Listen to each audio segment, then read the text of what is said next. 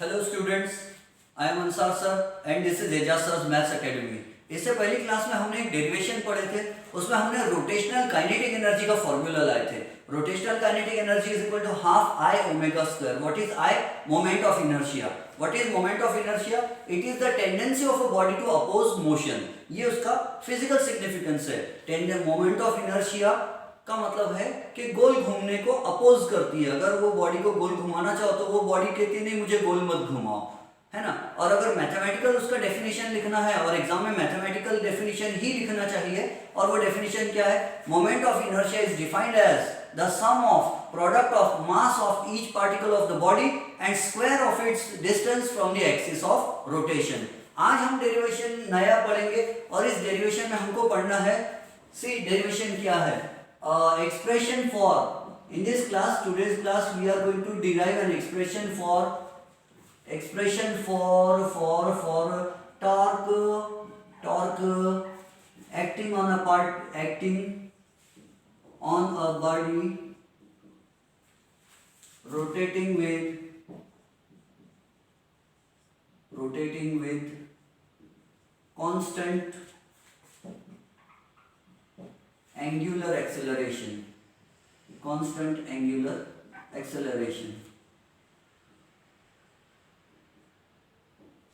I hope कि आप पुराने सभी वीडियोस अच्छे से देख रहे हो। Kinetic energy, rotational kinetic energy का भी फॉर्मूला शायद आपको याद होगा। So constant angular acceleration, and c angular acceleration is denoted by the Greek letter alpha. Angular acceleration कैसे बताते हैं? अल्फा से। लीनियर एक्सेलरेशन कैसे बताते हैं? ए से।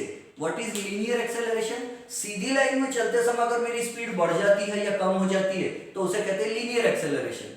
स्पीड बढ़ जाए तो पॉजिटिव लीनियर एक्सेलरेशन, और सीधी लाइन में चलते समय स्पीड कम हो जाए तो नेगेटिव लीनियर एक्सेलरेशन। अब व्हाट इज एंगुलर एक्सेलरेशन? गोल घूमते समय अगर स्पीड बढ़ रही है किसी चीज की तो उसको कहते हैं एंगुलर एक्सेलरेशन। जैसे क्या कहते हैं अपने घर का ये जो सीलिंग फैन होता है, जैसे हम पहले वो बंद था, हमने स्विच ऑन किया तो सीलिंग फैन फास्टेस्ट बढ़ते उसकी स्पीड बढ़ती रहती है। तो जब उसकी स्पीड बढ़ रही तो फैन में क्या है? पॉजिटिव एक्सेलरेशन है, पॉजिटिव एंगुलर एक्सेलरेशन है। गोल घूमने की स्पीड उसकी बढ़ रही है, ठीक है। और जब फैन को स्विच ऑफ करेंगे तो गोल घूमते समय उसकी स्पीड कम होती जाएंगी, और जब किसी चीज की गोल घूमने की स्पीड कम होती है, एंगुलर वेलोसिटी डिक्रीज होती है, तो उसे कहते हैं नेगेटिव एंगुलर एक्सेलरेशन। अब हमारा डेरिवेशन क्या कहता है? Angular acceleration. अब पॉजिटिव हो या नेगेटिव जो भी हो, एंगुलर एक्सेलरेशन मतलब गोल घूमने वाली चीज की स्पीड चेंज हो रही है, लगातार चेंज हो रही है सेम वैल्यू से। तो अल्फा इज कांस्टेंट। डेरिवेशन चालू करते हैं। पिछली बार जो हमने काइनेटिक एनर्जी वाला डेरिवेशन लाए थे रोटेशनल काइनेटिक एनर्जी का, बस ये भी डेरिवेशन कुछ उस जैसा ही है विद स्लाइट डिफरेंसेस। देखो फिर से क्या करेंगे? Consider N irregular shaped body. Consider N irregular shaped body. अब इरेगुलर शेप्ड रिजिड बॉडी का मतलब क्या है? समझो यहाँ पर एक गोल बिस्किट था, कोई सर्कुलर बिस्किट था, और किसी चूहे ने यहाँ से बिस्किट को खा के छोटा कर दिया, है ना। अब वो खाया हुआ बिस्किट जो है, उस बिस्किट को हमने उठाया, रास्ते में पड़ा था, हम लोग समझो ऐसे ही है, नाली में से इधर उधर उठा के कुछ भी लाते हैं हम लोग समझो। तो हमने रास्ते में चलते चलते देखा एक बिस्किट पड़ा हुआ मिला, तो हमने चुपचाप से उसको उठाया, जेब में रख लिया, और वो बिस्किट घर लेकर आए। और जब घर लेकर आए तो देखा कि वो बिस्किट को चूहे ने ये किसी पता नहीं चूहे ने खाया है, ये चूहे जैसे आदमी ने खा लिया या औरत ने खा ली, तो इधर से वो बिस्किट खाया हुआ था, है ना। अब वो खाए हुए बिस्किट के सेंटर में हमने डाले बाइसिकल का स्पोक, साइकिल का स्पोक चुभाया उसमें से, और वो स्पोक ये यहाँ से निकला ऐसा, और इधर से हाथ पर इधर निकलता है लेकिन दिखेगा नहीं, बट हम उसको दिखा देते हैं, ये उसका स्पोक है, बाइसिकल का spoke. And the spoke of the bicycle will behave like the axis of rotation. We know this will behave like the axis of rotation. Let the axis of rotation pass through point O. मान लो axis of rotation point O से जा रही है. Now we know that the entire mass of the body is capital M, but the body is made up of a large number of small particles having masses M1, M2, M3. उस दिन जैसा, तो चलो लिखेंगे. Consider derivation चालू होता है। Consider a rigid body rigid body क्या है ना, कुछ थोड़ी कड़क है, उसके पार्टिकल्स अपना डिस्टेंस कम ज्यादा नहीं करते, कड़क रहते वो। Consider a rigid body, rigid का मतलब हिंदी में कठोर होता है। Consider a rigid body of mass m rotating with constant angular acceleration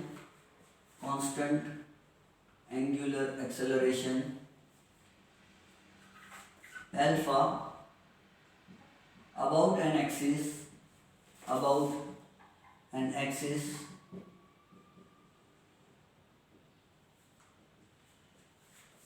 passing through point O।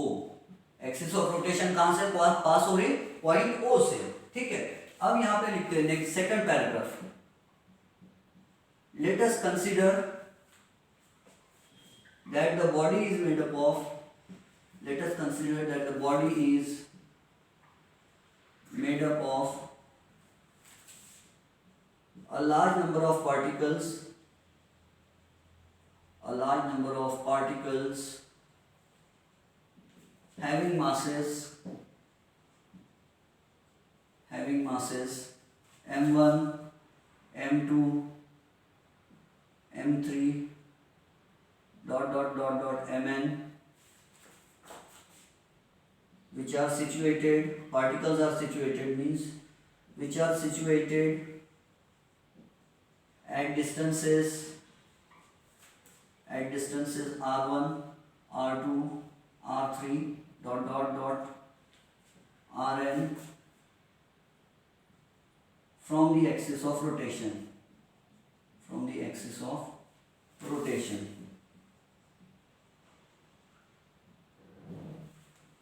ठीक है।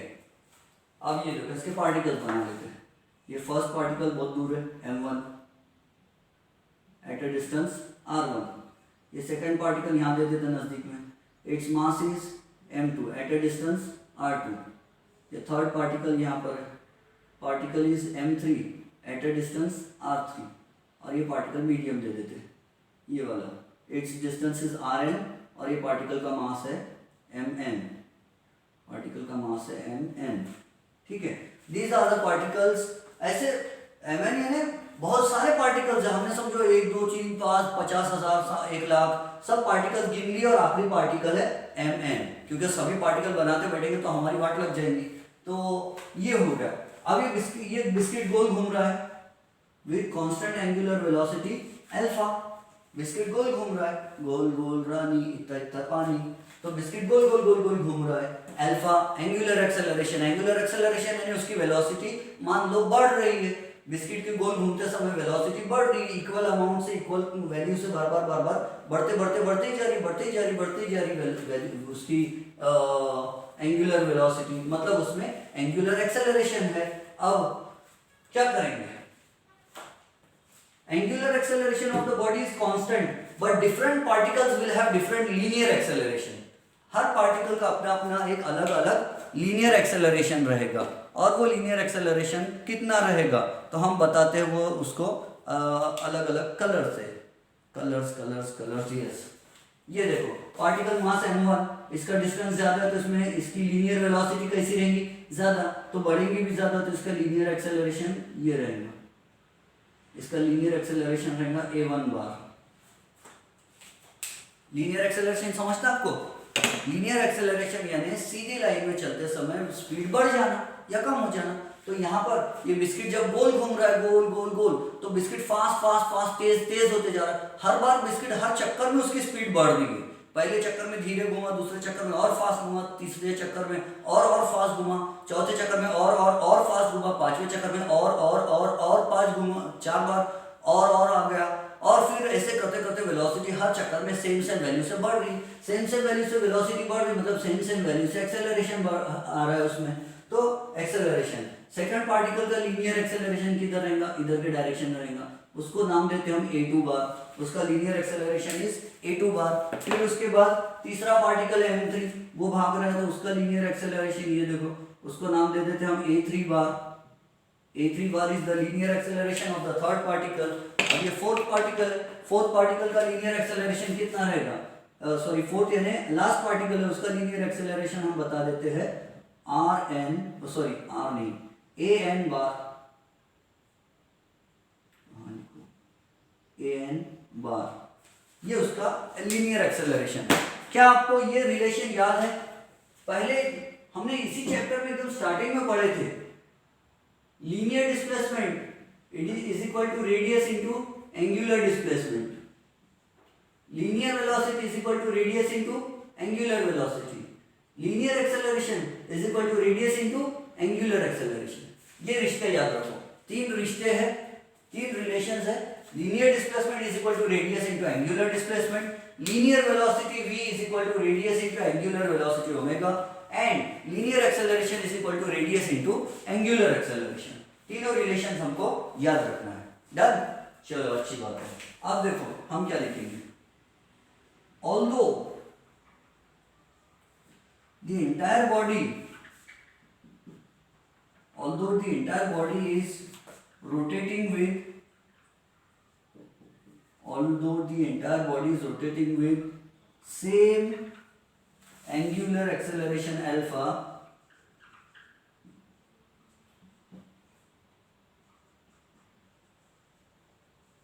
question में दिया angular acceleration constant, with constant angular acceleration alpha, different particles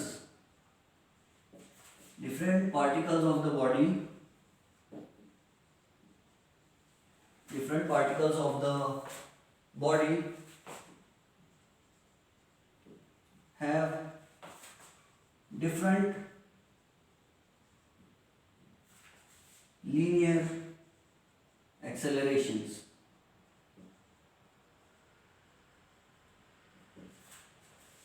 कितना a1, a2, a3 dot comma an respectively यानी particle of mass m1 has acceleration a1, particle of mass m2 has acceleration a2, particle of mass a3 has acceleration a3, linear acceleration, particle of mass mn has linear acceleration an। ठीक है, linear acceleration है ना, सीधी line में speed बढ़ना।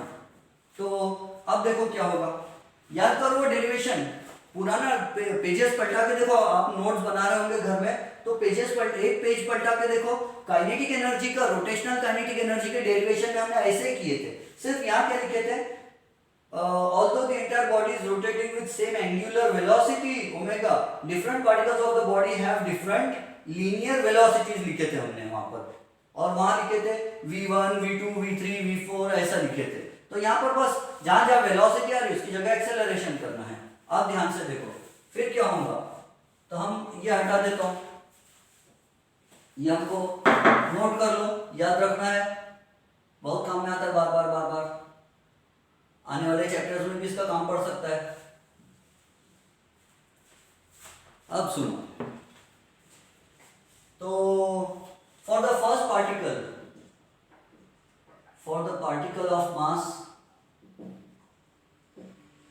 of mass m1,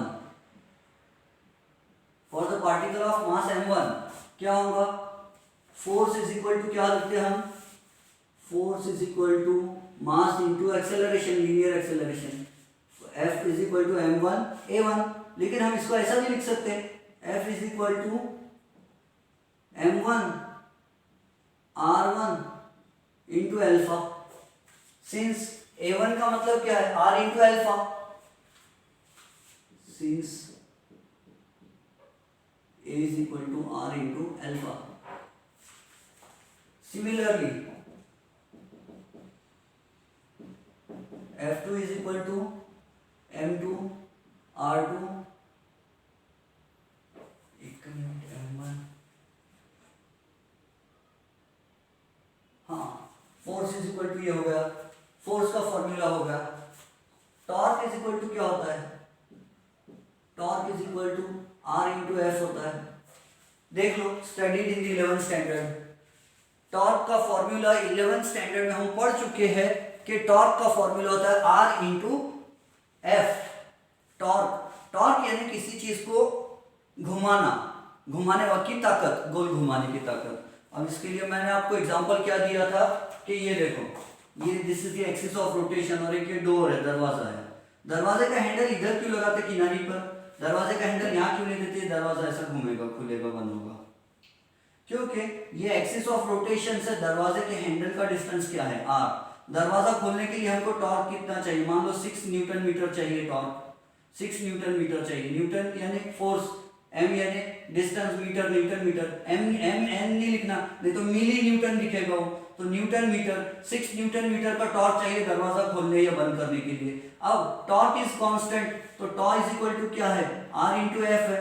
तो अगर हम are बढ़ा देंगे तो एफ कम लगाना पड़ेगा, और आर कम रहेगा तो एफ बढ़ाना पड़ेगा, क्योंकि टॉर्क इज कांस्टेंट, दरवाजा खोलने के लिए सेम टॉर्क चाहिए, 6 न्यूटन म्हणजे 6 न्यूटन। तो हम क्या करेंगे, अब हम ये देखेंगे कि अगर हम आर बढ़ा देते हैं, एक्सिस ऑफ रोटेशन से हमने डिस्टेंस बढ़ा दिया हैंडल का, ये हैंडल है, अगर दरवाजे का हैंडल का डिस्टेंस हमने बढ़ा दिया, आर बढ़ गया, आर बढ़ गया तो फोर्स कम लगाना पड़ेगा।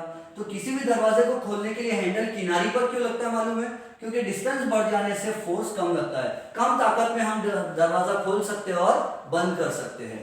अगर हम ये हैंडल यहाँ ना लगाते हुए यहाँ लगा देंगे ना, तो ये आर कम हो जाएगा, तो हमको फोर्स ज्यादा लगाना पड़ेगा। फिर अगर दरवाजे के किनारे पर हैंडल ना लगाते हुए इधर हैंडल लगा देंगे एक्सिस ऑफ रोटेशन के पास में, तो आर कम हो जाएगा, तो हमको ज्यादा ताकत से दरवाजा धकेलना पड़ेगा। आप ट्राई करके देखो, हैंडल नहीं भी लगा है तो किसी दरवाजे को यहाँ धक्का मारते देखो कितने जल्दी खुलता है, और यहाँ धक्का मारते देखो कितनी ज्यादा ताकत लगाना पड़ता है। तो टॉर्क का फॉर्मूला 11th स्टैंडर्ड में मैं आपको पढ़ा चुका हूँ। बस एक चीज याद रखना कि जो जो मैं पढ़ा था उसको याद रख लिया करो, फिजिक्स का बस यही है। कई कई स्टूडेंट्स एग्जाम के एक दिन पहले आते हैं, बोलते सर जो जो इंपॉर्टेंट एग्जाम में आ सकता है वो समझा दो। तो मैं बोलता ठीक है, या कोई स्टूडेंट बोलता सर मुझे ये डेरिवेशन समझना है, मैं बोलता ठीक है ये डेरिवेशन तो समझा दूंगा, लेकिन इससे पहले के डेरिवेशन आते हैं क्या, बोलता नहीं आते।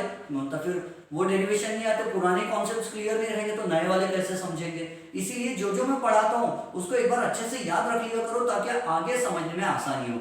जितने आप ये चैप्टर 1 अच्छे से पढ़ोगे तो चैप्टर 2 जल्दी समझ में आएगा, चैप्टर 2 अच्छे से पढ़ोगे तो 3 समझने में आसानी होगी, आपका लेवल बढ़ेगा, अंडरस्टैंडिंग ऑफ फिजिक्स बढ़ेगी अगर आप ध्यान से समझोगे तो। सी टॉर्क इज इक्वल टू क्या होता है, आर इंटू एफ होता है। तो यहाँ आर इंटू एफ की जगह क्या लिखूंगा मैं, m1 r1, यहाँ r1 लिखूंगा, r1 into F. Torque on first particle, torque on first particle,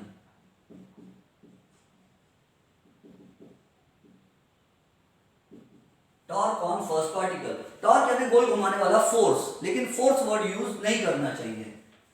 तो आर इंटू एफ, तो ये हो जाएगा R1 इंटू एफ, यानी हो जाएगा R1 M1 R1 अल्फा। इसी को हम बोल सकते हैं M1 R1 square alpha.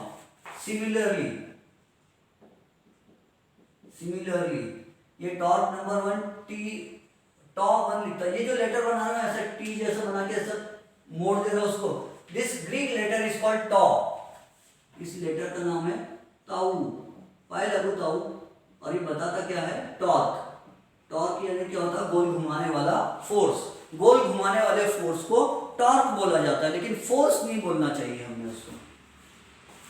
Similarly tau two, torque acting on the second particle, लिखूं मैं, torque acting on the second particle. Similarly torque acting on the second particle of mass m2 is equal to क्या हो जाएगा, tau two is equal to r2 into F is equal to क्या हो जाएगा, r2 into m2 r2 alpha, तो ये जाएगा m2 r2 square into alpha. Similarly अब उससे भी कम में लिखेंगे हम, थर्ड पार्टिकल के लिए tau three is equal to m3 r3 square alpha, और फोर्थ पार्टिकल nth वाले के लिए tau n is equal to mn rn square alpha. Total torque acting on the body is, total torque acting on the entire body is बड़ा tau is equal to τ1 τ2 τ3 plus and so on up to τn total torque.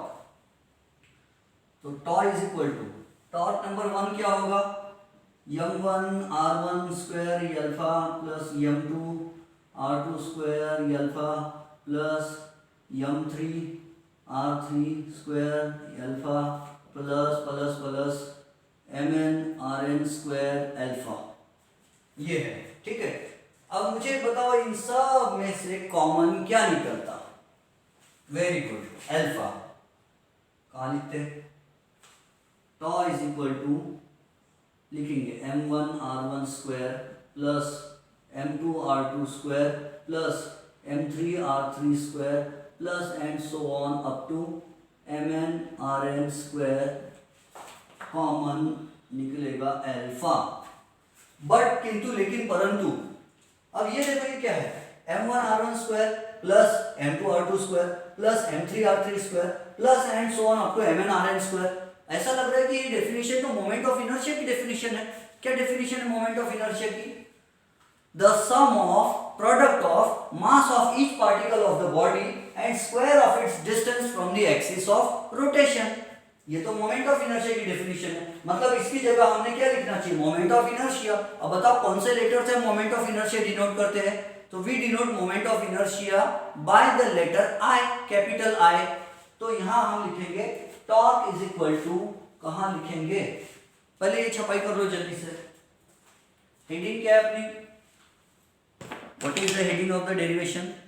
Derivation की heading ये है, expression for torque acting on a body rotating with constant angular velocity। Derivation का नाम है। कितने marks देंगे ये डेरिवेशन आपको, एग्जाम में आता है तो 3 मार्क्स देंगे, उसमें से आधा मार्क के डायग्राम पर रहेगा, 2.5 मार्क उधर वो बांट देंगे कैसे देना है, तो बोर्ड वाले करो, नोट डाउन करो जल्दी।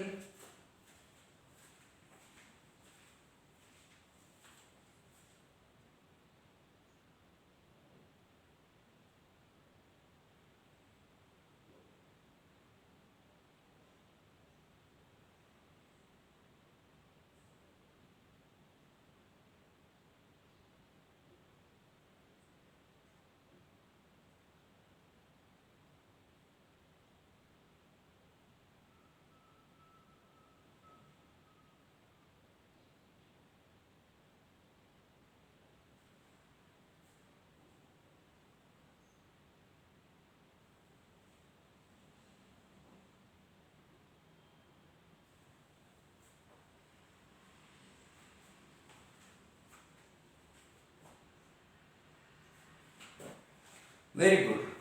वीडियो पॉज करके आपने नोट डाउन कर लिए होंगे तो बहुत अच्छी बात है, स्क्रीनशॉट ले लिए होंगे तो और भी अच्छी बात है। मिटाता हूं ये।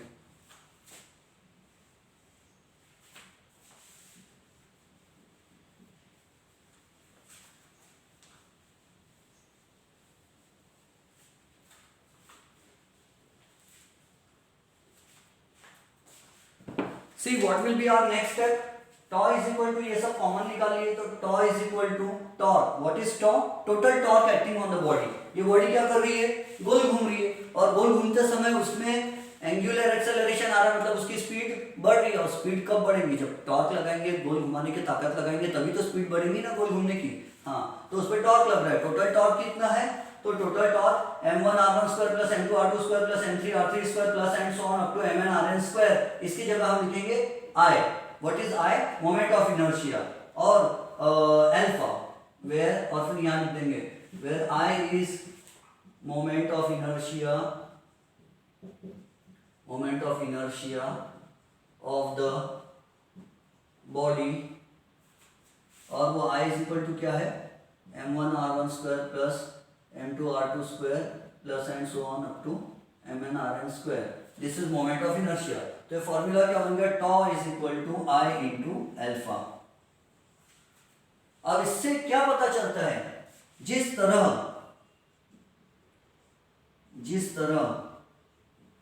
F is equal to m into a होता है,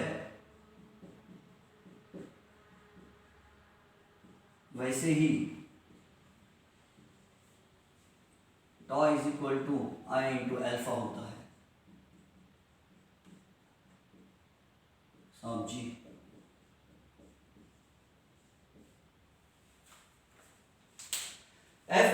m into a का मतलब क्या है? किसी भी चीज पर फोर्स लगाओ तो उसमें क्या आता है? Linear acceleration. अगर ये पेन अभी इसमें इसकी वेलोसिटी कितनी है? कम है, 0 है। अगर मैं इसमें फोर्स लगा दूं तो क्या हो जाएगा? इसमें लीनियर वेलोसिटी आएगी और पेन उधर भाग जाएगा, जाके गिर जाएगा। समझो, पेन पे फोर्स लगाऊंगा तो पेन की स्पीड बढ़ जाएगी, लीनियर स्पीड। लीनियर स्पीड बढ़ गई, इसका मतलब क्या है कि फोर्स लगाने से क्या आता है? लीनियर एक्सेलरेशन आता है। F is equal to m into a का मतलब क्या है? फोर्स अप्लाई करने से लीनियर एक्सेलरेशन आता है। और tau is equal to I into alpha लगाने से मतलब क्या हो रहा है? टॉर्क लगाने से एंगुलर एक्सेलरेशन आता है।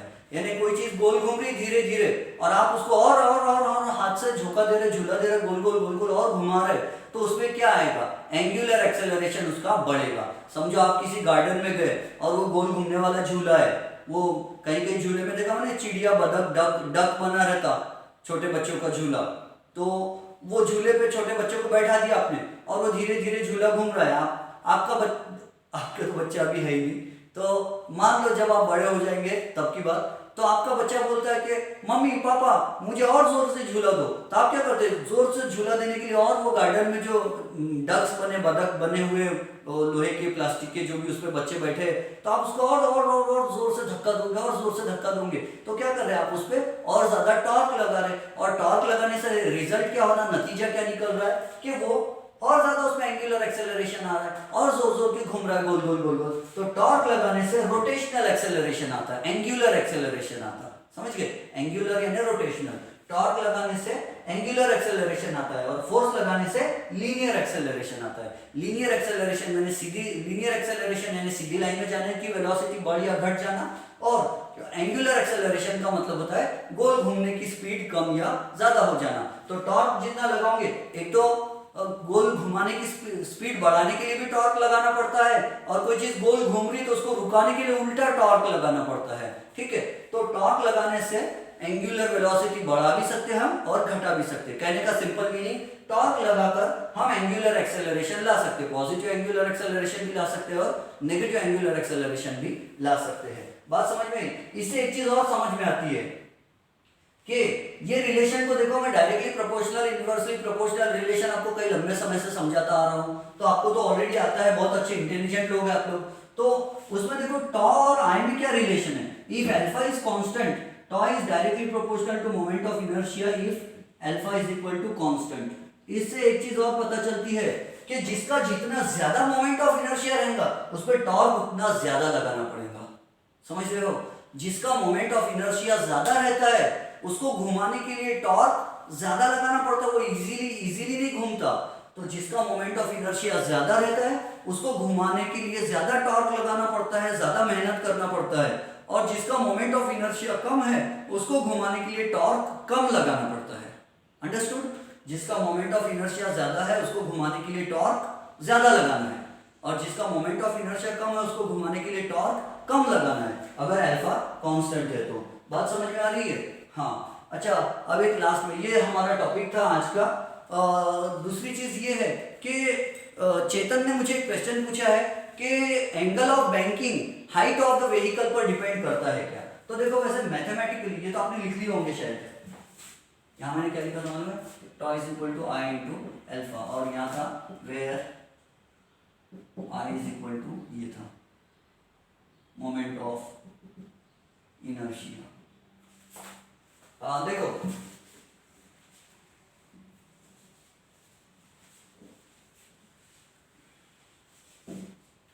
चेतन का क्वेश्चन था एंगल ऑफ बैंकिंग गाड़ी के व्हीकल के हाइट पर डिपेंड करता क्या? तो एंगल ऑफ बैंकिंग का फॉर्मूला क्या है? Theta is equal to tan inverse of v square upon rg। अब इसमें हाइट नहीं है, इस फॉर्मूला में हाइट नहीं दी हुई है, तो इसलिए एंगल ऑफ बैंकिंग जो है वो हाइट पर डिपेंड नहीं करना चाहिए। लेकिन आपको मालूम है कि अगर ये एंगल ऑफ बैंकिंग है, ये हमने रोड को बैंकिंग किया, और इस बैंकिंग किए हुए रोड पर कोई बड़ी हाइट वाला ट्रक है, वो जो ट्रेलर ट्रक रहता, ऐसी हाइट वाला ट्रक है, तो क्या होगा? अब ये यहां से इसकी हाइट ज्यादा होगी, आर ज्यादा होगा तो एफ कम लगेगा, मतलब ये लुढ़क जाएगा इधर ऐसे। तो एंगल ऑफ बैंकिंग गाड़ी के हाइट पर भी डिपेंड करना चाहिए, लेकिन रियल लाइफ में एंगल ऑफ बैंकिंग बहुत ज्यादा करते ही नहीं है। मैंने जो आपको पिक्चर सेंड किया था उसमें सच में देखा जाए तो एंगल ऑफ बैंकिंग ये मैथमेटिकली प्रूव नहीं कर रहा है, लेकिन दूसरे डेरिवेशन से हम ये प्रूव कर सकते हैं कि एंगल ऑफ बैंकिंग व्हीकल के हाइट पर भी डिपेंड करता है। यही रीजन है कि आप देखो जो रेसिंग कार्स होती है, वो रेसिंग कार जो एंगल बैंक रोड पर रेसिंग कार जो भगाते हैं, रेसिंग कार की हाइट कम रखते हैं, क्योंकि जिसकी हाइट कम रहेगी वो लुढ़केगा नहीं, एक साइड में टॉपल नहीं होगा, और जिसकी हाइट ज्यादा है उसके लुढ़कने के, टॉपल होने के चांसेस ज्यादा होते हैं। तो रियल लाइफ में जो एंगल बैंकिंग करते हैं रोड की, वो बहुत कम एंगल से करते हैं, क्योंकि बहुत ज्यादा एंगल से बैंकिंग कर देंगे तो गाड़ी गिर जाएगी। अब इतनी बैंकिंग कर दी और रोड की ट्रक की हाइट ज्यादा है, तो ट्रक जनरली अब ये ट्रक नहीं गिरेगा, क्योंकि जो लोग ट्रक बनाते हैं, ट्रक बनाने वाली जो कंपनी होती है, वो भी बहुत सोच समझ के बनाते हैं कि इसका centre of mass, centre of gravity कहाँ आएगा, इधर साइड में ज्यादा मास देना चाहिए। ट्रक वाले जो है वो इधर ज्यादा मास दे देते हैं उसको, ट्रक को इधर ज्यादा भारी भारी पार्ट्स, इंजन जो भी लगाना है, कुछ ऐसा कर सकते हो कि इधर हेवी पार्ट दे देंगे और इधर लाइट दे देंगे, तो ताकि वो बैलेंस हो जाए। लेकिन ऐसा नहीं होगा कि एक ही साइड में दे दिए, दोनों तरफ ऐसा दे देते हैं वो हेवीनेस कि उसका सेंटर ऑफ मास बराबर बैलेंस हो जाता है। बट रिमेंबर, अगर हाइट फिर भी बहुत ज्यादा है तो लुढ़कने के चांसेस ज्यादा होते हैं, और ऐसे लुढ़कने को बोलते हैं टॉपल होना। तो एंगल ऑफ बैंकिंग फॉर्मूला तो कहता है कि angle of banking does not depend on height, लेकिन इसी में अगर हम ट्रक के हाइट का कुछ टर्म ला लेते हैं तो इससे पता चलेगा कि angle of banking must be inversely proportional to the height of the vehicle, क्योंकि व्हीकल की हाइट ज्यादा रहेंगी तो उसके लिए एंगल ऑफ बैंकिंग कम रखना चाहिए, और ट्रक की हाइट कम है तो एंगल ऑफ बैंकिंग बढ़ा भी दिए तो चलता है। ठीक है, तो मेरे ख्याल से theta should be inversely proportional to the height of the vehicle, theta should be inversely proportional to the height of the vehicle, but ये हमारे सिलेबस में इसको यहाँ पर इस डेरिवेशन में कवर नहीं किया है। ठीक है, तो चलो ये डेरिवेशन समझा आपको। आई होप कि चेतन के क्वेश्चन का आंसर मैंने दे दिया कि एंगल ऑफ बैंकिंग ये फॉर्मूला में नहीं दिखाई दे रहा है, लेकिन एंगल ऑफ बैंकिंग जो है वो हाइट ऑफ द व्हीकल पर भी डिपेंड करना चाहिए। और वैसे डे टू डे लाइफ में इतनी बड़ी व्हीकल तो जनरली नहीं चलाते हैं, तो और एंगल ऑफ बैंकिंग भी बहुत ज्यादा नहीं होता है, वो 1 डिग्री 2 डिग्री ऐसा एंगल ऑफ बैंकिंग रहता, तो बहुत कम एंगल रहता, तो उसमें बड़े व्हीकल का कोई इफेक्ट नहीं होता। ये नोट कर लो डेरिवेशन, बाकी का हम नेक्स्ट लेक्चर में पढ़ेंगे। ठीक है, हैव अ नाइस डे।